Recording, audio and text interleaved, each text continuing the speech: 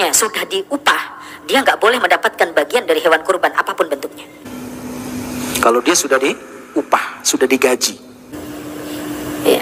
Tapi kalau dia sekedar ikut menyembeli, bantu-bantu, tidak diupah, maka boleh, tidak menjadi masalah diberikan kulitnya. Maka boleh, tidak menjadi masalah diberikan kulitnya. Kalau dia tidak diupah dengan uang. Kalau diupah khusus, maka dia nggak boleh mendapatkan apapun dari binatang kurban tersebut. Allahu a'lam. Lihat betapa ilmiahnya dakwah sunnah ini.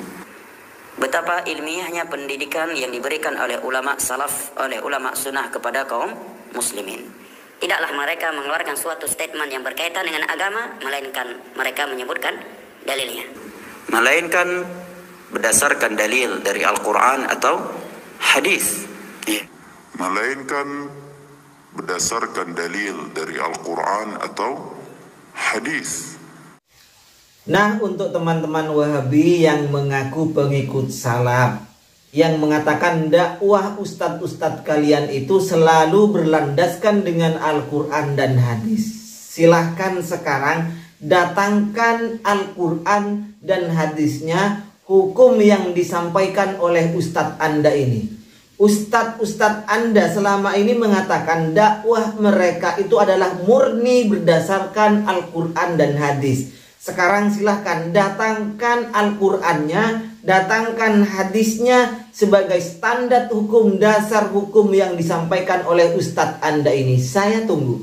Padahal pendapat ustadz Anda ini sudah menabrak pendapat ijma' mazhab yang 4 dan menabrak pendapat syekh-syekh Anda sendiri di Arab Saudi, Ibnu Baz, Utsaimin, dan Syekh Soleh Al-Munajjid. Bismillahirrahmanirrahim. Assalamualaikum warahmatullahi wabarakatuh. Alhamdulillahi rabbil alamin, wassalatu wassalamu ala sayyidina Muhammadin asrafil mursalin wa ala alihi wa sahbihi ajmain, amma ba'du. Sahabat-sahabat Aswaja dan seluruh subscriber Afandi Channel dimanapun berada, semoga Allah senantiasa memberikan rahmatnya, taufiknya, hidayahnya kepada kita semua. Dan juga semoga Allah senantiasa memberikan kesehatan dan kelancaran rezeki kepada kita semua. Amin. Allahumma amin. Kali ini saya hadir kembali untuk membongkar salah seorang ustadz Wahabi, yaitu Ustadz Haris Kusfi LC. Titelnya sudah LC juga. Di mana ustadz ini pendapatnya menyalahi atau menabrak pendapat ulama 4 mazhab. Ijma' 4 mazhab yang ditabrak oleh pendapat si Ustadz Haris Kusfi ini.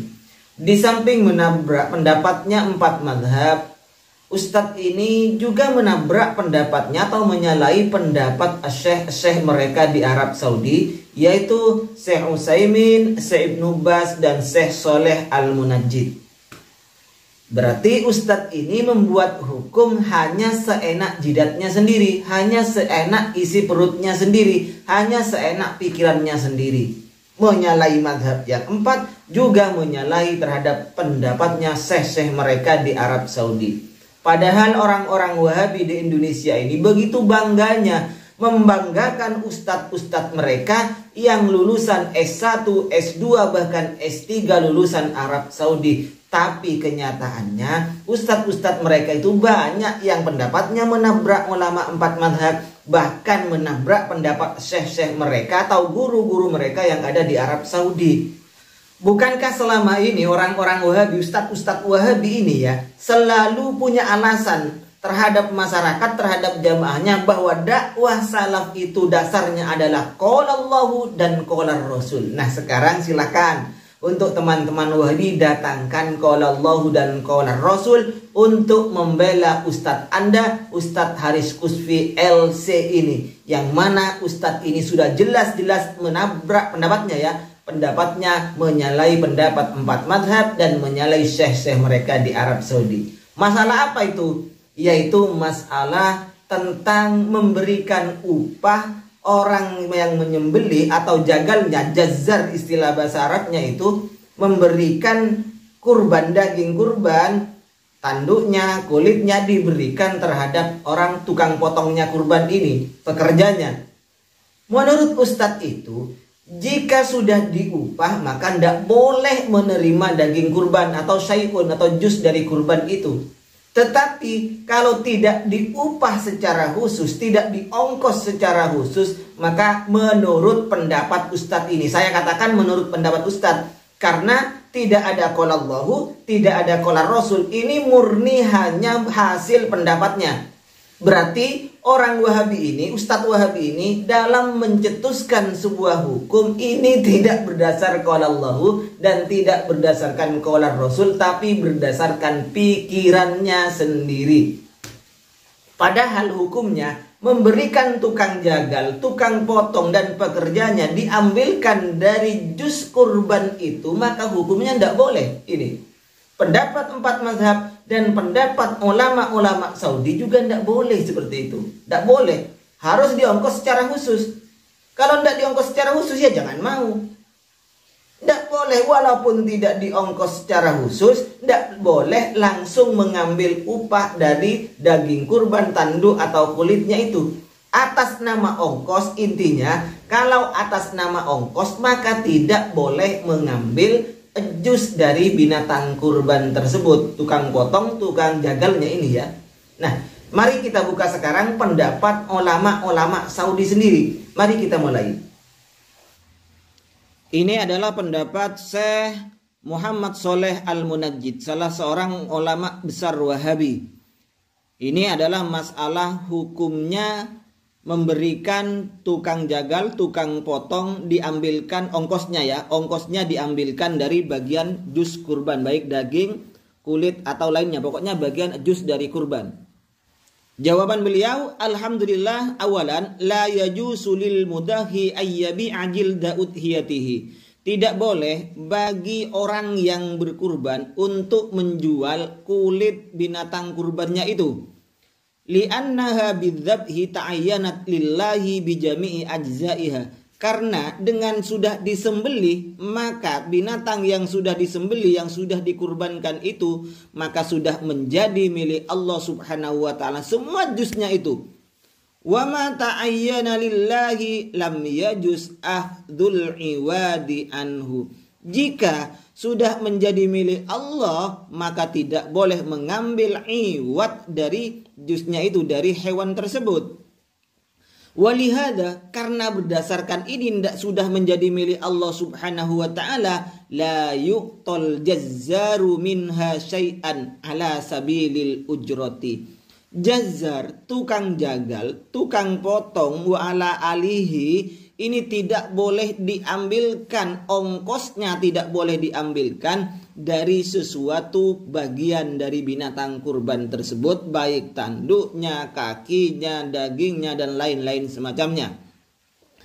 Hal ini berdasarkan dengan hadis yang diriwayatkan oleh Imam Bukhari, wa qad rawa al-Bukhariyu wa Muslim, nomor hadisnya itu, wal lafdhu lahu an Ali radhiyallahu anhu. Nah, poinnya ini langsung ya. Wa alla u'tiyal jazzar minha, dan kami tidak boleh memberikan jazzar, tukang potong, tukang jagal, minha diambilkan dari binatang kurban tersebut sebagai atas nama ongkos. Nah, sekarang pendapatnya Ibnu Baz. Hal yu'tal jazzaru minal udhiyah, apakah boleh jazzar, tukang jagal, tukang potong itu diambilkan ongkos dari hewan kurban itu? Maka jawaban Ibnu Baz, laqad ajma'a. Maka jawaban Ibnu Baz, laqad ajma'a ahlul ilmi ala annahu la yajuzu i'ta'ul jazzar minal udhiyah ka ujratin lahu ala amalihi.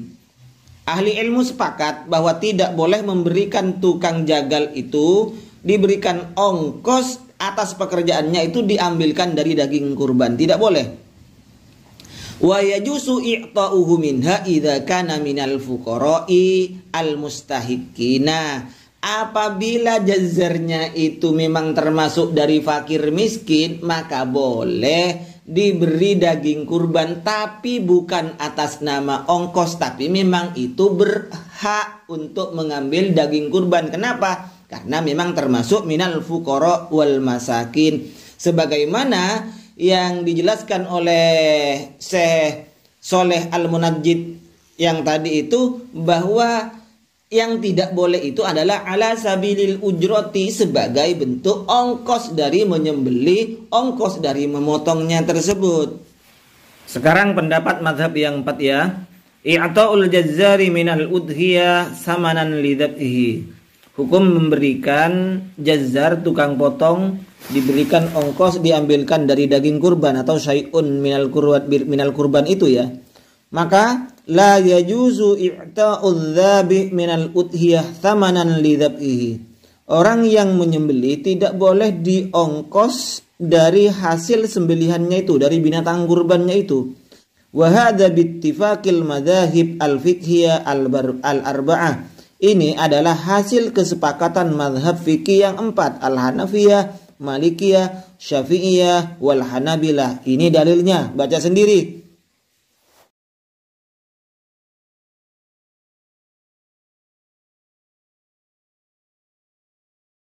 Nah, sudah jelas Ustadz ini sudah pernyataannya, fatwanya Ustadz ini, pendapatnya menyalahi pendapat guru-guru mereka yang di Arab Saudi.